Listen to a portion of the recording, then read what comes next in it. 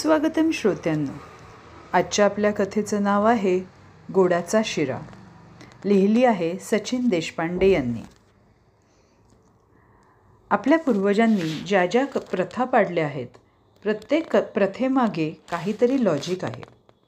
व्यक्ती गेल्यानंतर त्यांच्या नावाने एक पदार्थ खायचा वर्षभर सोडला आणि त्यामुळेच तो पदार्थ समोर आल्यानंतर किमान त्या नादाने गेलेल्या व्यक्तीची आपल्याला आठवण व्हावी व त्यांनी आपल्यासाठी केलेल्या कष्टांची कृतज्ञता म्हणून हा त्याग.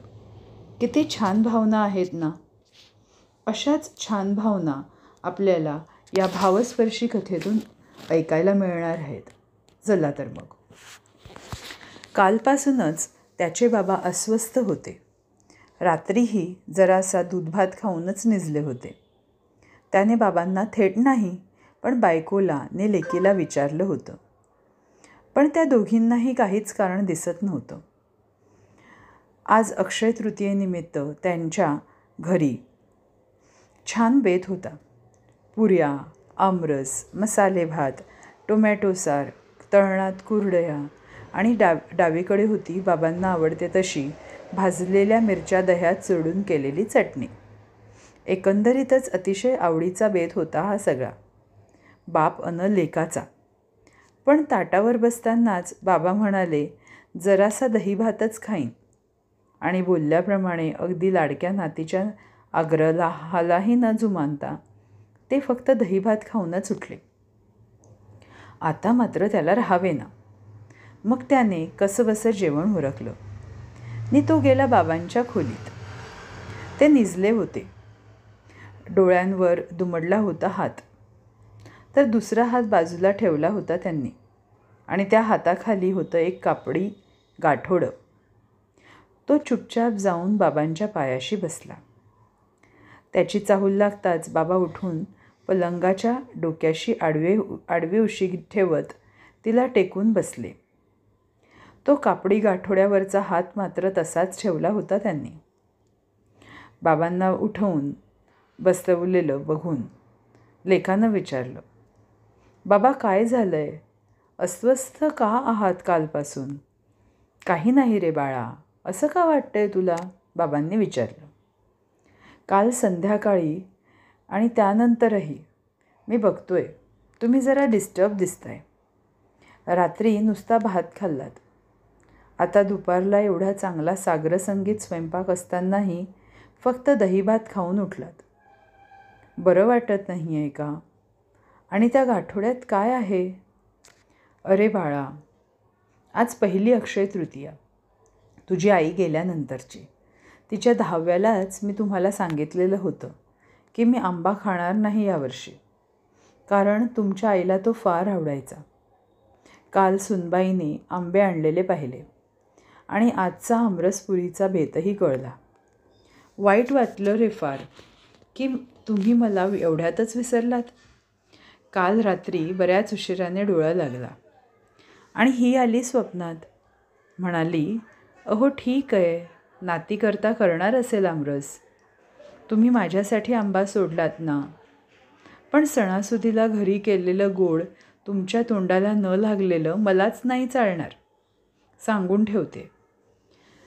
माझ्या कपाटातल्या वरच्या खणात माझ्या पातळात गुंडाळलेला एक डबा आहे, तो सुनबाईला द्या आता सांभाळायला. नि तिला सांगा तुमच्या पुरता तरी थोडा गोळाचा शिरा करायला.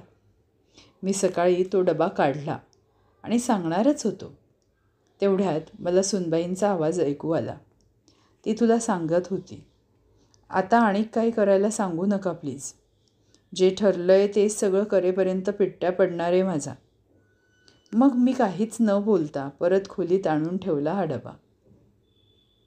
अहो बाबा, हे काय? ते ती मला बोललेली. तुम्ही तिला काही सांगितलं असतं तर ती अजिबातच नाही म्हणाली नसती. आणि मुळात हे आंब्याचं आमच्या डोक्यातून खरंच निघून गेलं होतं. पण तुम्ही सांगायचंत की हक्कानं. नसता केला आमरस, त्यात काय एवढं? बाप लेकाचं हे बोलणं दारातून ऐकणारी ती आणि तिची लेक आत आल्या. तिला बघताच बाबा व्यवस्थित उठून खाली पाय सोडून बसले. ते गाठोडं आता त्यांच्या पाठी गेलं. सून त्यांच्याजवळ गेली आणि तिनं ते गाठोडे उचलून हातात घेत गाठ सोडली. आत एक सुरेख नक्षीकाम असलेला तांब्याचा गोल डबा होता. वरचं कडीचं झाकण उघडल्यावर आत 6 त्रिकोणी खण असलेला एक डबा होता. एका खणात पिस्ते होते, दुसऱ्यात काजू, तिसऱ्यात बदाम, चौथ्या खणात होती वेलची, तर 5व्यात जायफळ, 6व्या खणात होती एक चिठ्ठी आणि त्या चिठ्ठीवर लिहिली होती कृती, गोडाच्या शिऱ्याची. त्या तिघांकडे बघत किंचितसं हसत बाबा बोलले, माझ्या आईनं हा डबा आईला दिला, माझ्या आजीनं हा डबा माझ्या आईला दिला आणि आईनं जाताना हिला मात्र वेळच मिळाला नाही रे हा डबा सुनबाईंकडे सुपूर्द करायला. अचानकच गेली ना ही झोपेत, म्हणूनच हिनं काल स्वप्नात येऊन मला हा निरोप दिला असावा. हा डबाही 5 खणांनी बनलेला आहे. कधीच रिकामे होऊ द्यायचे नाहीत हं, बरं का सुनबाई. अक्षय पात्र आहे हे आपल्या घराचं, आपल्याकडच्या भरभराटीचं प्रतीक. त्या चिठ्ठीतल्या कृतीप्रमाणेच गोडाचा शिरा करायचा असं काही बंधन नाही. आपल्या गेल्या 3 पिढ्या कृती तीच ठेवायचं बंधन असं काही पाळत नाही. पण ते खण मात्र कधी रिते होऊ देऊ नकोस. आणि हा डबा आता तुझ्या कपाटात आणि तुझ्याच एखाद्या पातळात गुंडाळून ठेव. घरच्या अन्नपूर्णेच्या वस्त्राचा गंधही येतो मग शिऱ्याला, असं माझी आजी म्हणत असे. तिनं तो डबा मनोभावे कपाळाला लावला, हलकेच ओठ टेकवले आणि बाबांकडे बघत ती म्हणाली, बाबा मीही खाल्लेलं नाही आमरसपुरी, तुम्ही खाल्ली नाहीत म्हणून. आता आपण दोघांपुरताच गोडाचा शिरा करते आणि अगदी या चिठ्ठीतल्या कृतीसारखाच मस्त शिरापुरी खाऊ.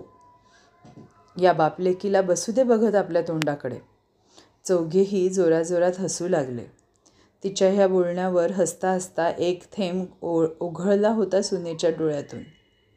तो डबा गुंडाळलेल्या आईंच्या पातळावर आणि भिंतीवरील आईच्या फोटोवरील अडकवलेलं चाफ्याचं फूल गळून पडलं होतं बाबांच्या पायाशी. खरंच किती प्रेमळ असतात ना ही नाती. जसं आपण ठेवू तसं राहतं सगळं. मग श्रोत्यांनो, कशी वाटली आजची कथा मला कमेंट करून नक्की कळवा. पुन्हा भेटूया पुढच्या कथेसह. तोपर्यंत तुम्ही लाईक, सबस्क्राईब आणि शेअर करा. धन्यवाद.